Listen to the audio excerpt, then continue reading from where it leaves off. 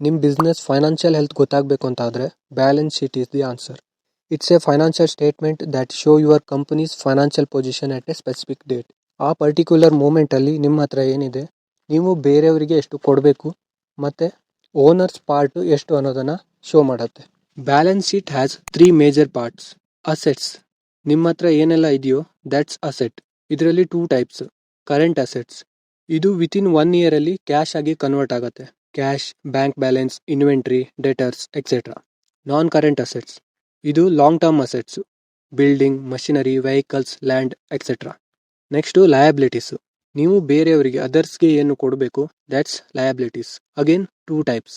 Current liabilities, within 1 ಇಯರಲ್ಲಿ pay ಮಾಡುವಂಥದ್ದು current liabilities. Bank over draft, creditors, bills payable etcetera. Non current liabilities, repayment period long period ಆಗಿರುತ್ತೆ, ಅದು non current liabilities. Long term loans, mortgages etcetera. Next third one is owners equity. ಇದು most important part. After paying all debts ನಿಮ್ಮ ಹತ್ರ ಏನು ಉಳಿಯುತ್ತೋ that's equity. It includes owners capital, initial ಆಗಿ ನೀವು invest ಮಾಡಿದ್ದು. ರಿಟೇನ್ಡ್ ಅರ್ನಿಂಗ್ಸ್, ಬಿಸ್ನೆಸ್ಸಲ್ಲಿ continue ಮಾಡಿದಂಥ ಪ್ರಾಫಿಟ್. ರಿಸರ್ವ್ಸ್, ಫ್ಯೂಚರ್ಗೆ ಅಂತ ಸೇವ್ ಮಾಡಿದ ಮನಿ.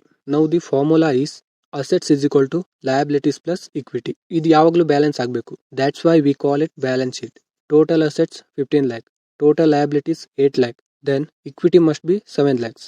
15 is equal to 8 plus 7. ಈ ಬ್ಯಾಲೆನ್ಸ್ ಶೀಟ್ ಯಾಕೆ ಇಂಪಾರ್ಟೆಂಟ್ ಅಂತಾದರೆ ಬಿಸ್ನೆಸ್ ಫೈನಾನ್ಷಿಯಲ್ ಹೆಲ್ತು ಗೊತ್ತಾಗುತ್ತೆ. ಬ್ಯಾಂಕ್ ಲೋನ್ ಕೊಡುವಾಗ ಬ್ಯಾಲೆನ್ಸ್ ಶೀಟ್ನ ಚೆಕ್ ಮಾಡ್ತಾರೆ. ಇನ್ವೆಸ್ಟರ್ಸು ಇನ್ವೆಸ್ಟ್ ಮಾಡುವಾಗ ಮೊದಲು ನೋಡೋದು ಬ್ಯಾಲೆನ್ಸ್ ಶೀಟ್. ಇದರಿಂದ ಬೆಟರ್ ಬಿಸ್ನೆಸ್ ಡಿಸಿಷನ್ಸ್ನ ತಗೋಬಹುದು.